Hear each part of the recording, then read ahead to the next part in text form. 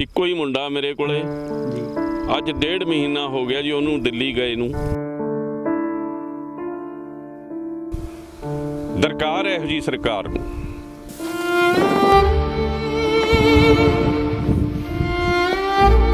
ਕੀ ਨੁਕਸਾਨ ਹੋਣਾ ਜੇ ਸਾਨੂੰ ਫਾਇਦਾ ਹੋਣਾ ਹੁੰਦਾ ਅਸੀਂ ਸੜਕ ਤੇ ਕਿਉਂ। लाल बहादुर शास्त्री ने जय जवान जय किसान का नारा दिया था, जहां जवान बॉर्डर से संबंध रखते हैं और किसान खेतों से संबंध रखते हैं। लेकिन ये ऐसा दौर है, ऐसा वक्त है जहां किसान बॉर्डरों पे जाके बैठा है। दिल्ली की तीनों सीमाएं, गाजीपुर, सिंघू और टिकरी बॉर्डर, जहां पर किसान कई दिनों से वहां पर अपने जत्थे लेकर बैठा हुआ है। लेकिन खेतों में उसकी जवान हो रही बेटी की तरह जो फसलें हैं वो आप मेरे पीछे देख सकते हैं, वो बड़ी हो चुकी है, विदाई का समय है, कटने को है।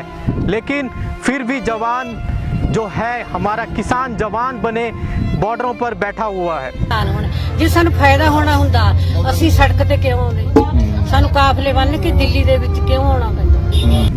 एक कहानी सुनाता हूँ आपको, शायद उससे आपको इसका क्लियर हो जाए। जवान के बच्चे अपने घर पे होते हैं और जवान एक बॉर्डर पे खड़ा होता है, तो वहाँ उसकी बेटी उसको फ़ोन करके बोलती है, पिताजी घर आ जाइए, मेरी शादी का वक्त हो चला है, पिताजी घर आ जाइए, मेरी विदाई होने को है।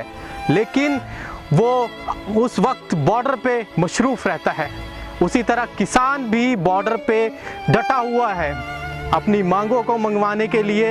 अपनी जो तीनों कृषि कानूनों को, जिस तरह से काले कानून किसानों द्वारा बताए गए हैं, इन्हें उनको रद्द करवाने के लिए बॉर्डर पे टिका हुआ है।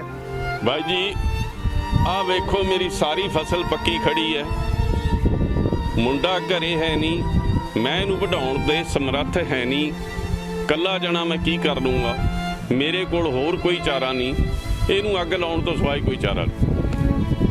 125 दिन होने को है, लेकिन फिर भी सरकार ये मानने को तैयार नहीं है। ये कानून जो है उसे रद्द करने को कतई सोच नहीं रही है। लेकिन ये जो फसलें, अगर फसलों की बात करें तो ये फसलें आवाज़ दे रही है, अपने पिता को आवाज़ दे रही है कि आओ ए किसान आओ, मेरी विदाई करा दो, मुझे काट के मुझे विदा कर दो, ओ मेरे पिता आ जाओ। मेरा नाम जी गुरमेल सिंह है जी। ਇੱਕੋ ਹੀ ਮੁੰਡਾ ਮੇਰੇ ਕੋਲੇ जी। ਅੱਜ 1.5 ਮਹੀਨਾ ਹੋ ਗਿਆ ਜੀ ਉਹਨੂੰ ਦਿੱਲੀ ਗਏ ਨੂੰ।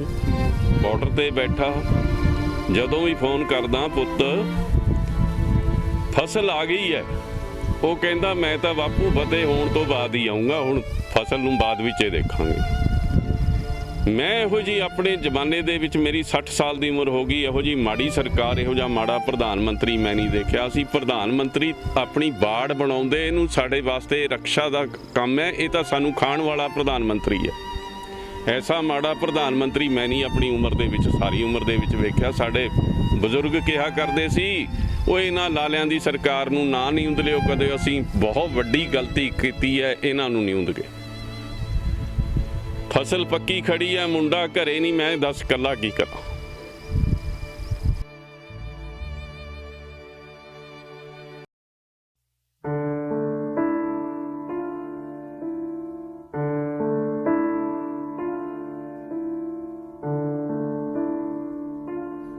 सितंबर 2020 में पार्लियामेंट में पास हुआ ये तीनों कृषि कानूनों का बिल। उसके बाद से 9 अगस्त 2020 से किसानों ने इसका विरोध करना शुरू कर दिया।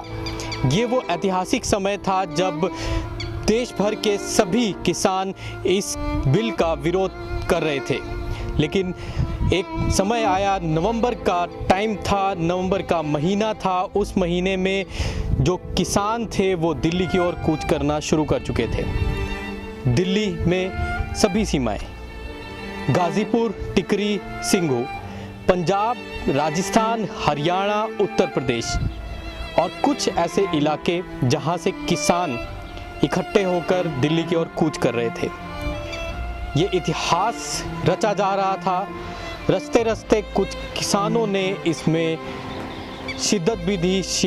इसके बाद से जो किसान मरे इसमें, उनकी संख्या 250 से 300 हो चुकी है अब तक। उसके बाद 26 जनवरी का दिन रिपब्लिक डे जिस दिन मनाया जाता है, वो घटना इतिहास में दर्ज हो चुकी है।